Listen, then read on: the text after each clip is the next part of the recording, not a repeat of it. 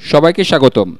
ধরে নিলাম আমরা একটা কোণ করে একটা বস্তুকে শূন্যে ছুঁড়ে মারছি। ধরে নিলাম তার দ্রুতি হলো এস, আর আমরা যেই কোণে ছুটছি আনুভূমিকের সাথে সেই কোণটা হলো থিটা। এই ভিডিওতে আমি বের করতে চাই কোণের উপর নির্ভর করে বস্তুটা আনুভূমিক দিকে কত দূরত্ব অতিক্রম করবে, আবার দ্রুতির উপর নির্ভর করে কি হবে সেটাও আমরা বের করব। প্রথমে ধরে নিচ্ছি দ্রুতি দেওয়া আছে, তাহলে এটা একটা কনস্ট্যান্ট। এখানে এটা হচ্ছে ভূমি। এটা যদি ভূমি হয় তবে আমরা বের করব যে ভূমির উপর এটা কত দূরত্ব অতিক্রম করবে। আমরা ধরে নিতে পারি বস্তুটা এই প্যারাবোলিক পথে চলবে। বস্তুটা প্যারাবোলিক পথে চলে এখানে কোনো বিন্দুতে মাটিতে পড়বে। বস্তুটা ছোড়া হচ্ছে 0 দূরত্ব থেকে, আর এই দূরত্ব থেকে আমরা বলছি ডি। আপনি যখনই এরকম কোনো প্রবলেম করবেন যে আপনি একটা কোনো কোণে বস্তুকে ছুঁড়ে মারছেন, সেটার সমাধান শুরু করার সবচেয়ে ভালো উপায় হলো ভেক্টরটাকে বিভাজিত করে নেওয়া। মনে রাখবেন যে ভেক্টর রাশির মান এবং দিক আছে। এখানে ভেক্টরটার মান হলো এস, এটা হতে পারে ফিট পার সেকেন্ড অথবা মাইলস পার আওয়ার, এবং এর দিক হলো থিটা। এস এবং থিটা জানা থাকা মানে ভেক্টরটা আমাদের জানা আছে। এখন প্রথমেই আমরা এই ভেক্টরটাকে আনুভূমিক এবং উলম্ব উপাংশে বিভাজিত করতে চাই, এবং তারপর আমরা এদের নিয়ে আলাদাভাবে কাজ করব। একটা থেকে আমরা বের করতে পারবো এটা কত উপরে উঠবে, আর একটা থেকে বের করতে পারবো এটা আনুভূমিক দিকে কত দূরে যাবে। আমি এখন এখানে ভেক্টরটাকে একটু বড় করে আঁকছি। এখানেও ভেক্টরটার মান এস, তাহলে আমরা বলতে পারি এই তীরটার দৈর্ঘ্য এস, এবং এখানকার এই কোণটা হলো থিটা। এই কোণটা থিটা।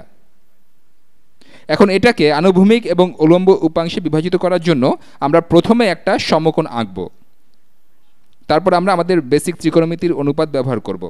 আসুন এটা করা যাক। এখানে এটা হচ্ছে ভূমি। আমি 3 চিহ্নটার মাথা থেকে একটা লম্ব আঁকলেই একটা সমকোণ তৈরি হয়ে যাবে। বেগের উলম্ব উপাংশের দৈর্ঘ্য বা মান হবে এখানকার এই দৈর্ঘ্যটা, এই দৈর্ঘ্যটা, এই দৈর্ঘ্যটা। এখানকার এই দৈর্ঘ্যটাকে আপনি চিন্তা করতে পারেন উলম্ব দ্রুতি। তাহলে এটা হচ্ছে উলম্ব দ্রুতি। আমি এটাকে বরং বলি স্পিড সাব ভার্টিক্যাল বা উলম্ব দ্রুতি বা এস সাব ভি। আর এখানে ত্রিভুজের এই অংশের দৈর্ঘ্যটাকে আমি অন্য রং ব্যবহার করি। ত্রিভুজের এই অংশের দৈর্ঘ্যটা হবে আমাদের আনুভূমিক দ্রুতি অথবা আনুভূমিক দিকে বেগের উপাংশ। আমি দ্রুতি শব্দটা আর একটা কোণ দিয়ে বেগ ভেক্টরটাকে প্রকাশ করতে পারি।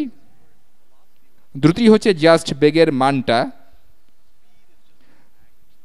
তাহলে এদিকে বেগের মানকে লিখছি স্পিড সাব হরিজন্টাল বা এস সাব এইচ বা আনুভূমিক দ্রুতি।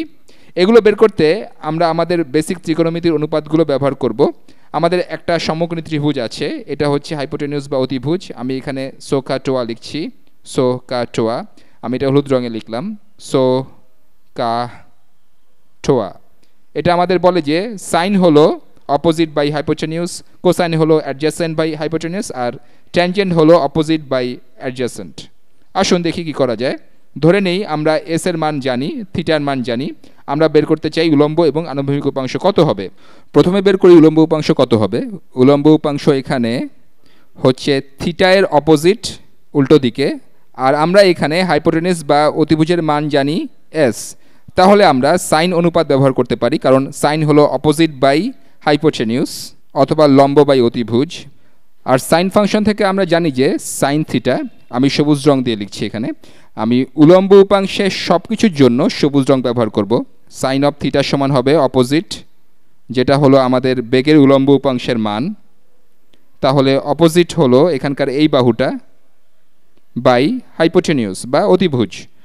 অতিভুজ হলো দ্রুতি এস। এখান থেকে আমরা বেগের উলম্ব উপাংশের মান বের করতে পারবো। আমরা এই সমীকরণের উভয় পক্ষকে এস দিয়ে গুণ করি। তাহলে এস সাইন অফ থিটা সমান আমাদের বেগের উলম্ব উপাংশ, এস সাব ভি সমান তাহলে এস সাইন অফ থিটা। বেগের আনুভূমিক উপাংশ আমরা একইভাবে বের করব, কিন্তু আমরা এবার সাইন ব্যবহার করব না।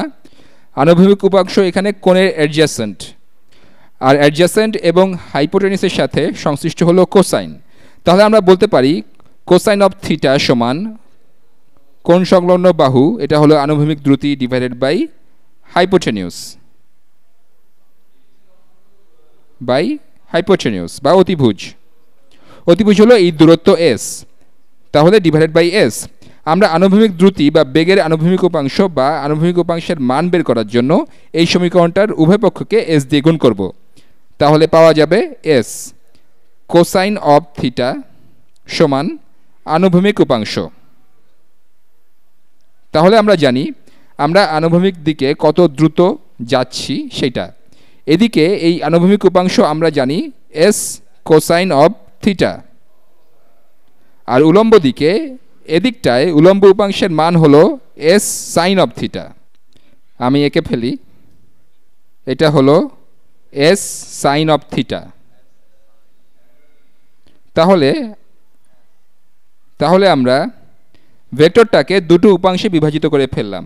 তাহলে আমরা এখন বের করতে পারবো এটা কত সময় পর্যন্ত শূন্যে থাকবে।